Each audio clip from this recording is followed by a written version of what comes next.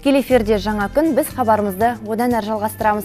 Шағын және орта кәсіпкерлік ел экономикасының негізгі тірегі екені белгілі. Соңғы жылдары осы саланы қолдау үшін мемлекет тарапынан бөлінетін қаржының көлемі де еселеп өсуде. Елбасы жыл сайынғы жолдауында кәсіпкерлікті дамытуға баса назар аударып, қаржыландыру ісін жүйелендіруді тапсырған болатын. Осы орайда заман талабына сай мықты кәсіпкер болу үшін қандай мәселелерге жіті назар аудару керек? Облысымызда қандай кәсіп түрі өтімді? Дәл осы сұрақтар өз ісін бастаймын деген кәсіпкерді ойландырар сөзсіз. Ендеше бұл сауалдардың жауабын төрімізге келіп жайғасқан мейманымыздан сұрап білсек. Таныс болыңыздар, облыстық кәсіпкерлер палатасының бизнес-тренері Бауыржан Қыдырбекұлы. Қонағымызға қояр сауалдарыңыз болса 27 90 70 20 нөміріне хабарласып, пікірлеріңізбен бөлісіңіздер. Төрімізге қош келдіңіз, Бауыржан Қыдырбекұлы. Енді қазіргі күні жалпы жұртшылықтың бизнеске деген көзқарасы қалай? Жалпы талаптылар, тәуекелшілдер көп па? Әрине, қазір кризис заманында бизнес ашам деген кәсіпкерлердің бизнеске көзқарасы өте жоғары болып тұр. Бізге бизнес кеңесі оқу жүргізетінін бәріңізге белгілі. Соған осы қаңтар айынан бастап уже соған оқимын деген азаматтар саны уже 100-ден асады. Биыл ол оқуға деген үлкен, сол оқу арқылы кәсіпті бастаймын деген кәсіпкерлер өте көп. Ал мына кәсіп ашқысы келетін азамат ең алдымен негізі қандай алғышарттарды білуі керек? Ең алдымен кәсіп ашам деген азаматтар бірінші негізі кез келген іс бастамас бұрын бәрімізде жоспар болады. Стратегия дейміз ғой. Бізде өкінішке орай әсіресе Қызылорда облысында кәсіпкерлері алдыңғы жылы оқулардан байқағанымыз, стратегия аз. Бірден мен ақша болса болды, мен кәсіпті бастап кетем деп жатады. Ондай ой өте қате. Бірінші айтып жатырмыз ғой. Бірінші кез келген істі бастамас бұрын кәсіпкерлер палатасы болсын, даму қоры болсын, содан кеңес алған дұрыс. Ол жақта кеңесшілер отырады әр сала бойынша. Алдымен ақылдасып алу керек дейсіз ғой. Алдымен кеңес алу керек. Сосын жалпы өзінің жоспары болу керек, ниеті болу керек сол бизнеске.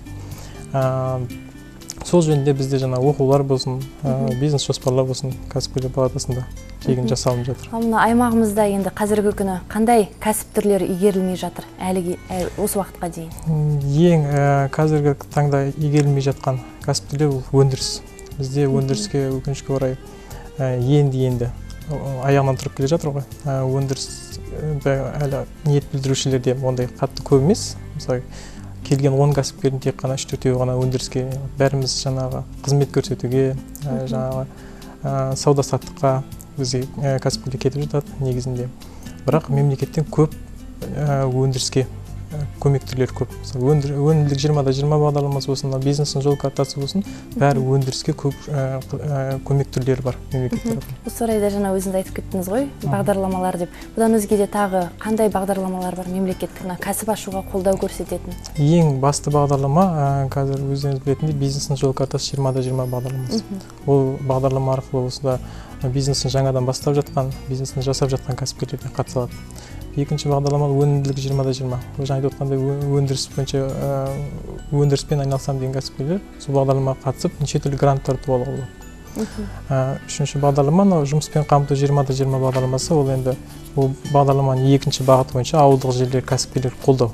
Сол бағыты бойынша микрокредиттер болады. Сол микрокредиттер алуға тиімді ауылдық жерлерде кез келген бизнес түріне микрокредит алуға сол бағдарлама арқылы.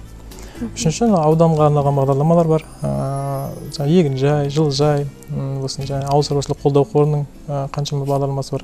Және тағы да айта кететін болсақ, аудандағы кәсіпкерлерге бізде кәсіпкерлер палатасының алдыңғы жылдары аймақтық қаржыландыру орталығы ашылды. Сол қаржыландыру орталығынан 7%-дан 10%-ға дейінгі көлемде несиелер алуға болады ауылдық жерлердегі. Ол тікелей сол кәсіпкерлер палатасымен әкімшілік арқылы ашылған. Бізде кәсіпкерлер палатасында бірінші бөлімшесінде отырады, этажында отырады. Енді осы мемлекеттік бағдарламалардың қолдау арқылы өз кәсібін дөңгелетіп отырғандар көп па жалпы біздің аймағымызда? Әрине, көп. Бізде жаңа айтып отырмын ғой, бизнес жоспар дейміз, бизнес жоспар болсын, бизнес кеңесші болсын, содан оқыған азаматтар, банк болсын, жаңа әсіресе аймақтық қаржыландыру орталығы арқылы болсын, ауылдық жерлердегі жұмыспен қамту болсын, бәрі сол біздің кәсіпкерлер палатасының бизнес кеңесші оқуының сертификатын алып, бизнес жоспар бизнес өсу деген бағдарламалар бар ше, жобаларды оқыту, соларды оқу арқылы біздің жаңа сүйемелдеу, мен айналысамыз ғой кез келген жобаны, сол арқылы қаншама кәсіпкерлер несиеленіп жатыр, бизнесін жасап жатқан кәсіпкерлерде бизнесін дамытуға да несиелер алып жатыр. Сосын жаңа бізде жаңа сайт, интернет сайт болады, соны создавать ету, соны ашудан бастап бухгалтерлік, сосын құқықтық болсын, даже кедендік болсын, сол сала бойынша бізде арнайы эксперттер отыр.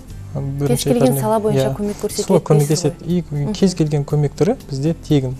Түсінікті. Ал енді мықты кәсіпкер болу үшін жалпы не істеу керек деп ойлайсыз? Осы кәсіпкерлікті дамыту үшін бизнес тренер ретінде өзіңіздің пікіріңіз? Мықты кәсіпкер болу үшін бірінші жаңа айтып отырмын ғой, стратегия болу керек, сосын қайтпас қайсарлық болу керек та. Бізде жарты жолдан бастап жатады да, кейін бізде құжаттарды білесіз, волокида деп жатамыз, құжаттар көбейіп кеткен жағдайда соны жинауға ерініп жатады кәсіпкерлер. Кішкентай бір кедергі болып қалды ма, содан бірден қайтып қалып жатады, бас тарта салады, беріле салады. Сол онымен қатар ізденіс. Жаңа ізденіс демекші айтып отқандай, бағана өзіңізге айтып өткендей, ізденіс арқылы қаншама адам табысқа жетеді. Ізденіс арқылы. Бізде былай ғой, бізде бизнес кеңесші оқуы болды ғой. Сол кезде бизнес кеңесші оқуы алғаш кездері адам көп, ең алғаш айларда алғаш көп болған жоқ. Өйткені ол кездері бізде оқу тегін деген кезде олар ойлайтын тұғын, бір сапасыз болып, маған не керегі бар ол оқудың деп, тек қана сертификат керек деген сияқты ой болады да. Ондай ой болмау керек. Біздегі оқу болсын, қалған жерлердегі оқу болсын, бәрінің сапасы бірдей, сол оқуларға қатыса берген дұрыс.